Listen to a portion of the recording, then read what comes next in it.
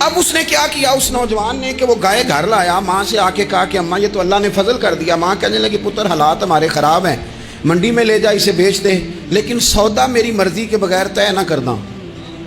کس کی مرضی کے بغیر؟ کس کی؟ اماں کی مرضی۔ اور سنو یار، تھے کچھ لوگ جن کو لوگوں نے تانے بھی دیے کہ تم ماں کے پیچھے لگ گیا ہے، لوگوں نے بڑا کچھ کہا، پر جو ماں کی مرضی پہ لگیں ناکام نہیں ہوتے زندگی میں۔ یہ دیکھو ماں کی مرضی پہ لگا۔ اس کی قیمت کتنی تھی گائے کی؟ بڑی مہنگی تھی، پر 3 دینار کی تھی۔ منڈی میں لے گیا، 3 دینار اس کی قیمت لگ گئی۔ تو ماں نے کہا تھا میری مرضی کے بغیر سودا نہ کرنا۔ اب بچے تو نہیں نہ مانتے، اماں کو کیا پتا باہر بزنس کیا ہے، لین دین کیا ہے، پر ماں نے کہا تھا میری مرضی۔ بندہ دے رہا ہے اسے 3 دینار، اس نے کہا جی میں نے طے تب کرنا ہے، ڈن تب کرنا ہے، پہلے اماں سے پوچھنا ہے۔ گھر جا کے اماں سے پوچھا، اماں کہنے لگی دے دے۔ واپس آیا تو اس نے کہا کہ میں 6 دینار دیتا ہوں پر میری شرط ہے، ماں سے نہیں پوچھنا۔ اس نے کہا تو 12 بھی دے، ڈن تب بھی ہونا ہے جب اماں نے کہنا ہے۔ وہ جب اس طرح کی اس نے گفتگو کی، واپس اپنی والدہ کے پاس گئے، کہنے لگے اماں سمجھ نہیں آتی، 3 دینار کی گائیں بندہ 12 میں خریدنے کو تیار ہے، شرط لگاتا ہے کہ اماں سے نہیں پوچھنا۔ تو والدہ کہنے لگی پتر پہلے اس سے جا کے پوچھ کیا وہ ہے کون، یہ کوئی روحانی معاملہ ہے، کوئی غیبی مدد ہے، پوچھ۔ اس سے جا کے پوچھا تو وہ کہنے لگا میں تو فرشتہ ہوں اللہ کا، تو نے گائیں بیچنی نہیں، اس لیے کہ تیرا باپ بھی نیک ہے، تیری ماں بھی نیک ہے، رب تیرے رزق میں برکت پیدا فرمانا چاہتا ہے۔ ماں باپ نیک ہونا رزق میں برکت ہو جاتی ہے۔ ماں باپ نیک ہوں، ان کی صالحیت کا اثر پہنچتا ہے بچوں تک۔ رزق حلال کما کے لانے والے ہوں تو گھر میں برکت ہوتی ہے۔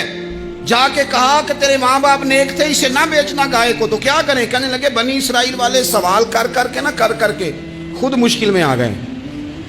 اب وہ ایسی گائے جو جوان بھی ہو، یہاں تو ہر غریب آدمی اپنی گائیں یہاں لگا دیتا ہے، کھیتی باڑی میں یہاں لگا دیتا ہے، کنویں میں پانی نکالنے میں، تو یہاں تو ہر ایک کی گائیں، تو ایسی گائیں جس کا رنگ بھی اتنا پیارا ہو، زیادہ بوڑھی زیادہ بچی بھی نہ ہو، اور ابھی تک کھیت میں بھی نہ لگی ہو، وہ سوائے تیرے کہیں نہیں ہے۔